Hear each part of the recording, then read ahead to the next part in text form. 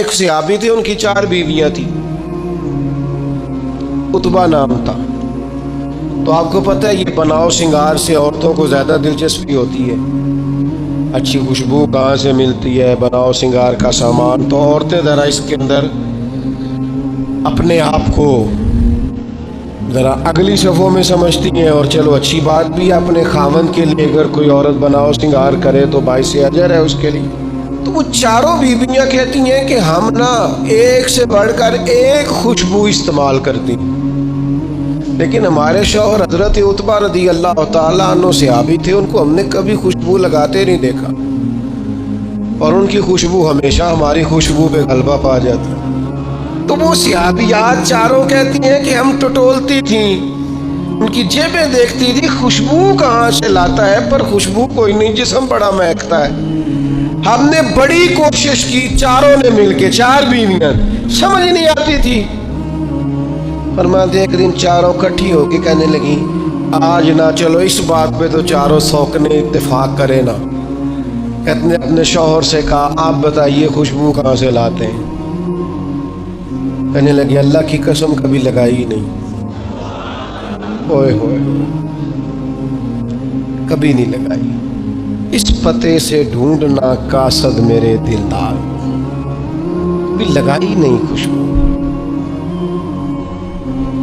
آپ عجیب بات کرتے ہیں، ہم تھک گئی ہیں سالوں سے، اب لگاتے نہیں، یہ کیسی بات ہے؟ تو فرمانے لگے آؤ نا سنو نا میرا قصہ تو سنو، میری داستان حسن تو سنو، میرے اوپر جو کرم کی برکھا برسی، بس مختصر سی میری کہانی ہے، یہ جو بھی ہے ان کی مہربانی ہے۔ کہا مطلب کیا ہے؟ تو حضرت عتبہ فرمانے لگے میری کمر پر بن گئے تھے دانے، ان میں ہوتا تھا درد، تکلیف، آزمائش، جلن، میں تکلیف میں تھا، تو میں تکلیف سوائے ان کے کس کو بتاتا جو میرے ہر بات میں میرا سہارا تھے۔ میں سیدھا چلا گیا دروازہ رسول پہ، رو کے عرض کی حضور یہ درد ہے، سونے نہیں دیتا۔ تو کہتے ہیں کریم نے فرمایا تو کرتا اوپر کرنا۔ کہتے ہیں میں نے کرتا اوپر کیا تو حضور نے لعاب دہن انگلی سے لگا کے میری کمر پہ لگایا۔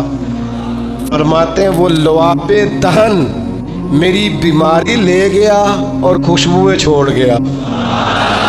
میں جیسے جیسے غسل کرتا جاتا ہوں خوشبو بڑھتی جاتی ہے، تازگی بڑھتی جاتی ہے۔ نہ سمجھ آئے تو مدینہ جا کے دیکھو، مسجد نبوی میں بیٹھ کے دیکھو، جاؤ حضور سید عالم کے شہر نور کی گلیوں سے ہو کر جا کر دیکھو، عرصہ ہوا طیبہ کی گلیوں سے وہ گزرے تھے، اب تک ان گلیوں میں خوشبو ہے پسینے کی۔ جا کے دیکھ لو، نظارہ کر لو۔ اللہ تعالیٰ نے حضور کا سراپا ہی ایسا بنایا، یہ حضور کے دست مبارک ہے نا۔ حضرت انس بن مالک فرماتے ہیں میں نے ریشم بھی اتنا نرم نہیں دیکھا جتنا حضور کے ہاتھ نرم تھے، کستوری سے اتنی خوشبو نہیں آتی جتنی دست مبارک سے آتی تھی۔ اور فرماتے ہیں عرب کی گرمی بڑی مشہور تھی، میں حضور کے دست مبارک ہاتھ میں لیتا تو برف سے زیادہ ٹھنڈے ہوتے۔ اتنا اللہ تعالیٰ نے محبوب کو معنویت کے ساتھ سجایا، سنوارا، کمال ہو گئی۔